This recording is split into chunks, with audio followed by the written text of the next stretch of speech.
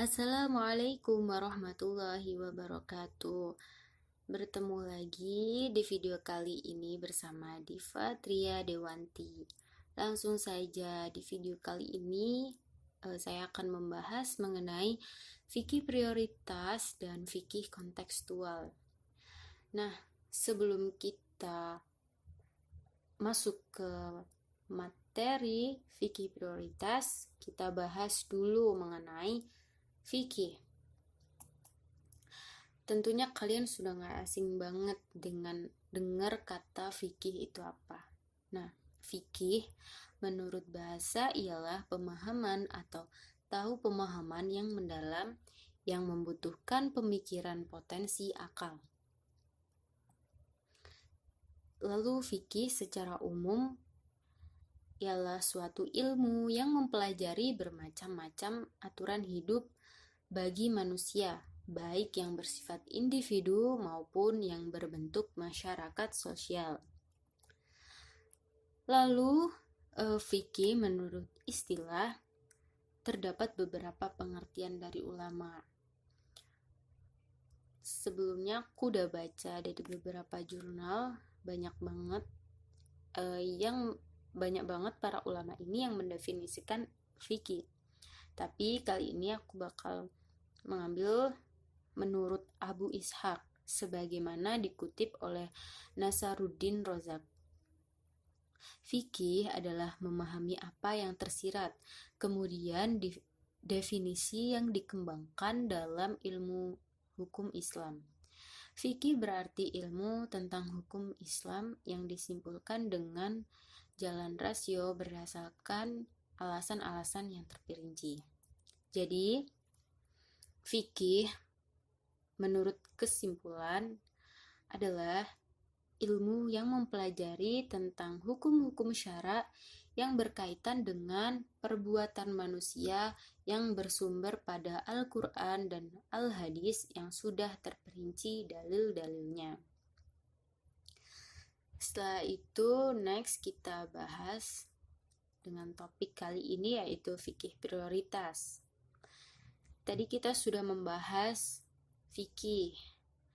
Nah, fikih prioritas ini bisa dikatakan memiliki dua kata, yaitu fikih dan prioritas.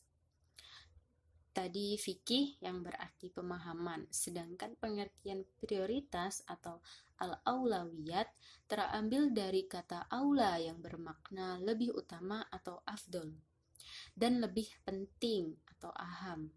Dari sini, secara terminologis, fikih prioritas dapatlah dipahami sebagai pemahaman yang komprehensif akan segala hal yang berkenaan dengan hukum, nilai, dan amalan agama serta menempatkannya dalam tingkatan yang adil dan fair, dengan mendahulukan yang lebih penting daripada yang penting, yang lebih utama di atas yang utama, atau juga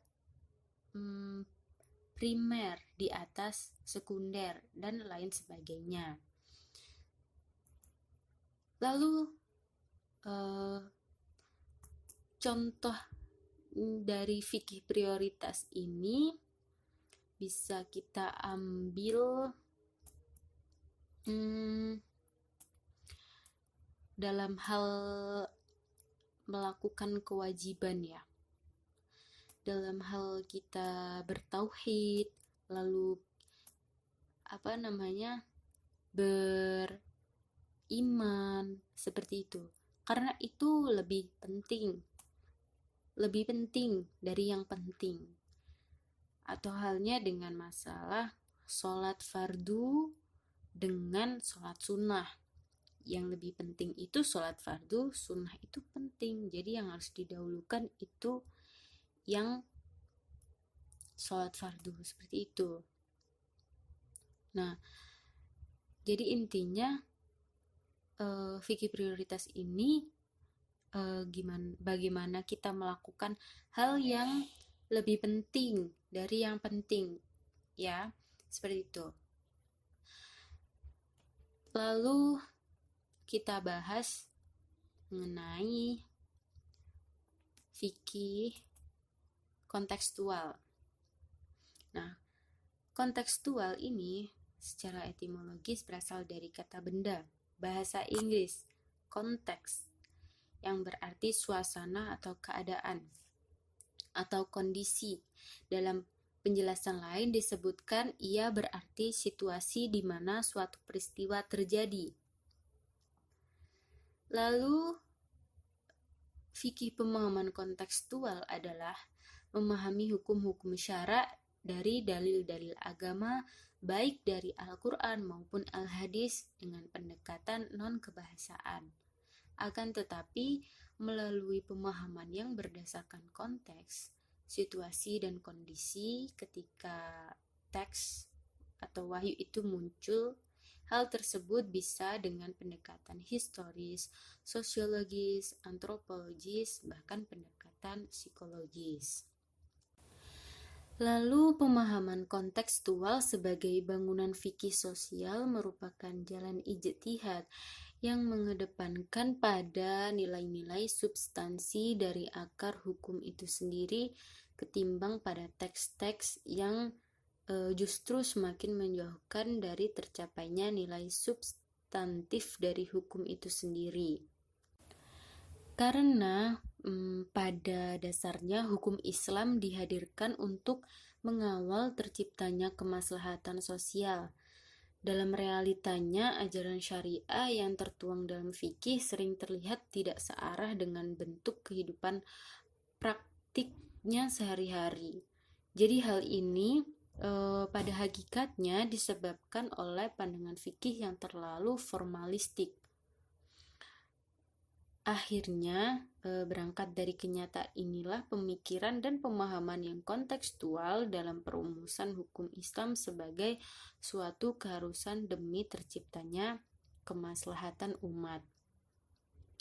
Jadi teman-teman, sebelumnya aku juga masih bingung mengenai fikih kontekstual ini. Nah, lebih detailnya kalian nanti bisa tanyakan ke orang yang sudah memahami ini ya. Jadi mohon maaf kalau informasi aku ini masih belum jelas karena kita juga sama-sama belajar. Okay guys, thank you for watching and attention. And see you in the next video. Wassalamualaikum warahmatullahi wabarakatuh.